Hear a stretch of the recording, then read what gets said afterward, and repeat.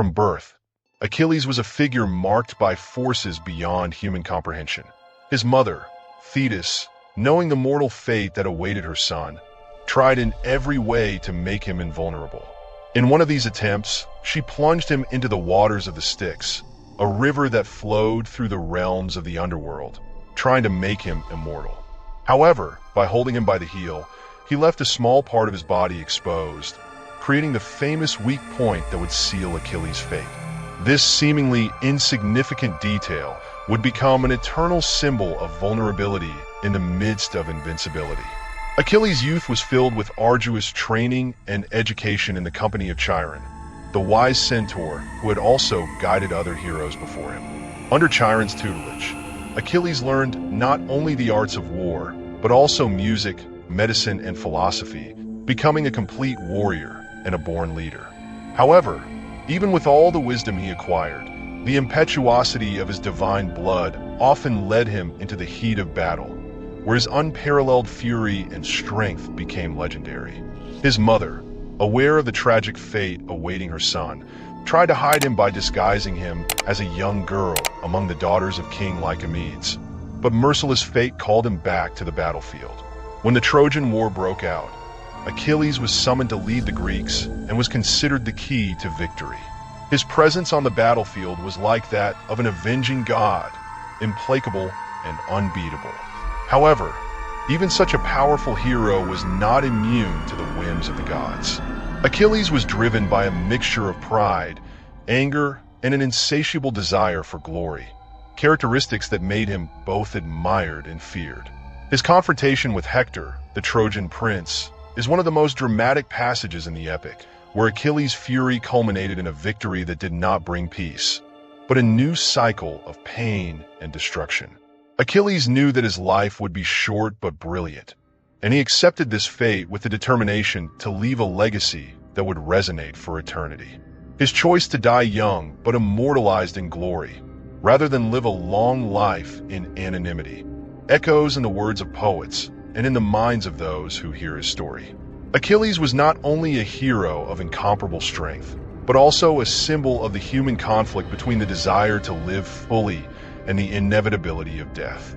This duality marked each of his actions and made him one of the most fascinating and tragic characters in Greek mythology. The union between Thetis and Peleus was full of symbolism, and not just because it was a meeting between the divine and the mortal. Thetis, a nereid of unparalleled beauty, was coveted by many gods, but was forced to marry Peleus due to a prophecy that said that Thetis' son would be more powerful than his own father. Zeus, fearful of being dethroned by this descendant, arranged the marriage with Peleus, a mortal hero. What was supposed to be an alliance to protect Olympus ended up becoming the catalyst for a series of events that would change the history of ancient Greece forever. The exclusion of Eris from the wedding was not a simple social gaffe, but a serious mistake that exposed the vulnerability of the gods to human emotion. Eris, the goddess of discord, was not known for forgiving offenses. With the gift of the golden apple, she sowed chaos among the goddesses of Olympus, especially among Hera, Athena, and Aphrodite, who fiercely competed for the title of most beautiful. To decide the winner, they chose a mortal as their judge, Paris, Prince of Troy. Each goddess offered him a tempting reward, but it was Aphrodite's promise, the love of the most beautiful woman in the world, Helen of Sparta, that sealed the fate of Troy. The choice of Paris provoked a storm of consequences.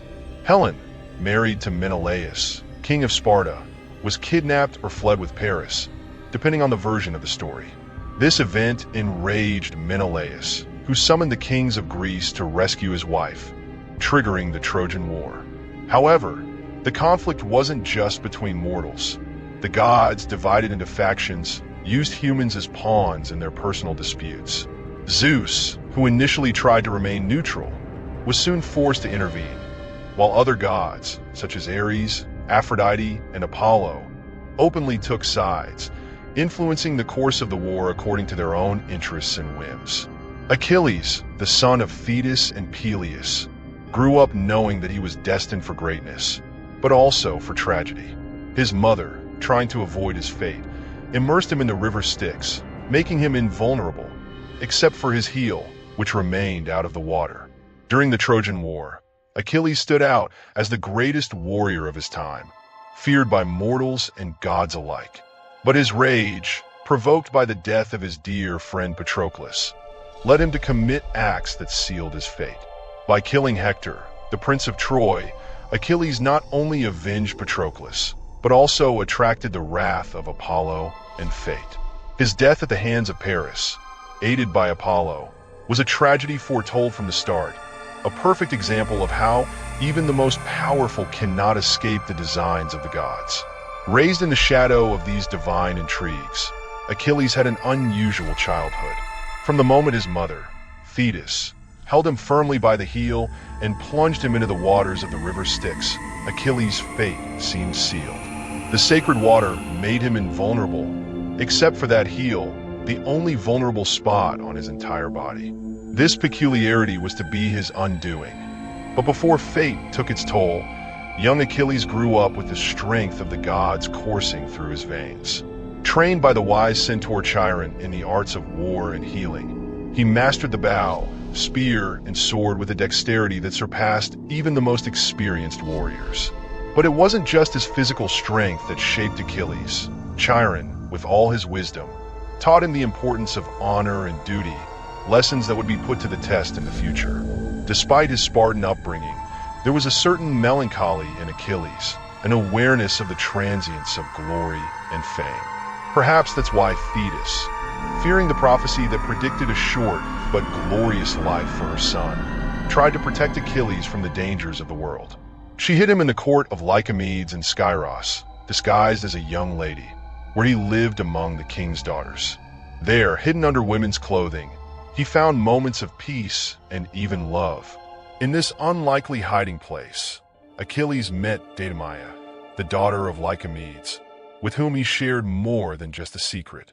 Deidamia was a strong-minded young woman, and she was the only one to see beyond the disguise, recognizing the true nature of the warrior in Achilles. Love blossomed between the two, a love that bore fruit in the form of a son, Neoptolemus. However, the peace they enjoyed could not last. The Trojan War, a storm already brewing on the horizon, was inevitable, and no subterfuge could prevent Achilles from being drawn into the conflict. Ulysses, cunning as ever, uncovered the disguise by bringing gifts of war to the court, and the warrior in Achilles could not resist the call to arms. In leaving Skyros, Achilles left behind more than just a life of tranquility. He abandoned a peaceful future alongside Deidamia and their son. But the blood of the gods and the training of Chiron called him to a great, albeit tragic, destiny. The young hero knew that his name would be remembered for centuries, not just for his victories on the battlefield, but for the inevitable downfall that awaited him. So, with his heart torn between the love of his family and his duty to his destiny, Achilles set sail for Troy, where his legend would be forged amid fire and blood, in a war that would eternalize his name and define the course of history forever. When Achilles landed on the shores of Troy, he was already a living legend, an unbeatable hero forged by the sacred waters of the Styx and the careful hand of his mother, Thetis. From a young age, he knew that his destiny was intertwined with war, and the prophecy of a short but glorious life echoed in his mind with every stroke of his sword. He fought not only against the Trojans, but against time itself, seeking to immortalize his name through deeds that would echo for generations. Achilles didn't fear death, he feared obscurity.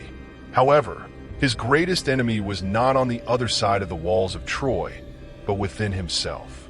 Achilles was a warrior as impulsive as he was powerful, and this combination became dangerous when his pride was wounded. The conflict with Agamemnon over Bressida revealed the depth of his ego and the extent of his emotional vulnerability. He wasn't just a soldier. He was a man with intense feelings, whose self-respect was challenged by the Greek commander. Achilles withdrew from the battle, and the Greeks, without his devastating presence on the battlefield, felt the scales of war tipping in favor of Troy. While Achilles stayed away, the Trojans, led by Hector, took the lead. The Greek troops, deprived of their champion, saw their ranks decimated and their morale eroded. The loss of Achilles revealed a bitter lesson for the Greeks. War was as much psychological as physical, and the absence of Greece's best warrior broke the spirit of their allies. Each defeat on the field was a painful reminder of the price paid for a man's wounded pride. But Achilles, consumed by rage, remained implacable, feeding his anger as if it were fuel for something greater than the battle itself. And so Troy prospered while Achilles isolated himself, his pain becoming an open wound, waiting for an antidote that only fate could offer. Every day away from the fight was a victory for the Trojans, but also a provocation to Achilles' spirit. The story of Troy was not just one of sieges and swords, but of warrior souls like Achilles, whose internal battles often overcame the terror of war. He knew he couldn't stay on the sidelines forever. The war was calling to him, and with it, the legacy he so longed for. The pain Achilles felt at the loss of Patroclus was like a fire spreading through his soul, consuming any trace of humanity he still had left. He, who had been a noble and strategic warrior, turned into a storm of rage and despair. His cries echoed across the fields of Troy, not just as a call to battle, but as a visceral lament that reverberated in the hearts of soldiers, allies, and enemies alike. Achilles' love for Patroclus was deep, almost brotherly, but his death twisted it into something darker and more primitive. On seeing Patroclus' inert body, Achilles made a decision that would change the course of the war and his own life. He refused the truce and the traditional mourning rites, focusing all his energy on seeking revenge. Every step he took towards Hector was charged with a fury that could not be contained. When he finally found the Trojan prince, there was no hesitation, no mercy. Hector, who was known for his bravery and honor, faced Achilles with the knowledge that this would be his last fight. The clash was epic, but inevitably Achilles' superhuman strength prevailed. Hector's death was a spectacle of brutality, but Achilles wasn't satisfied with victory alone. In an act that shocked even his companions, he tied Hector's body to his chariot and dragged it around the walls of Troy. This cruel and inhuman gesture was a reflection of the emptiness that now dwelled in his heart. The disregard for Hector's body was not only an insult to the city of Troy, but a declaration that Achilles had lost any sense of honor he once possessed. He was no longer fighting for glory or a just cause. He was only fighting to satisfy his pain. However, Achilles' fury did not bring peace, but only more despair.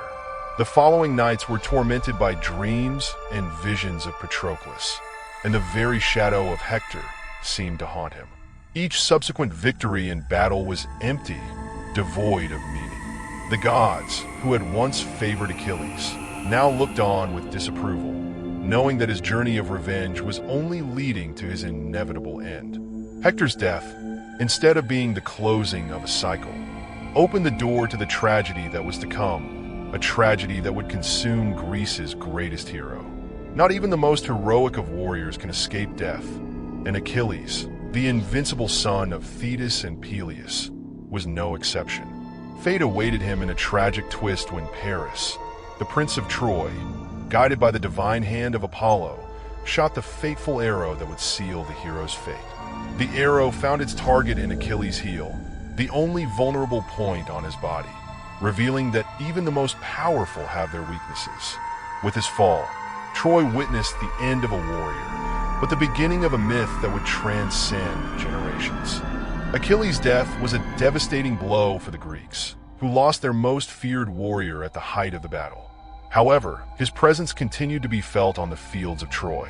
His armor, forged by the gods, became the object of a fierce dispute between the greatest Greek heroes. Ulysses and Ajax, two of the most renowned warriors, claimed the honor of possessing it.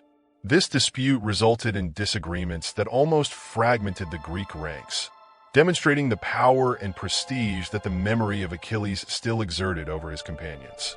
Beyond war, Achilles left a legacy that has echoed through the ages, inspiring generations of warriors and poets.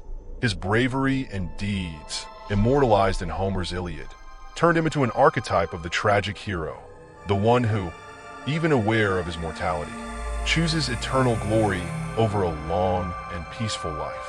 His story served as a reminder of the price of ambition and the inevitability of death, themes that resonated deeply in Greek culture and beyond.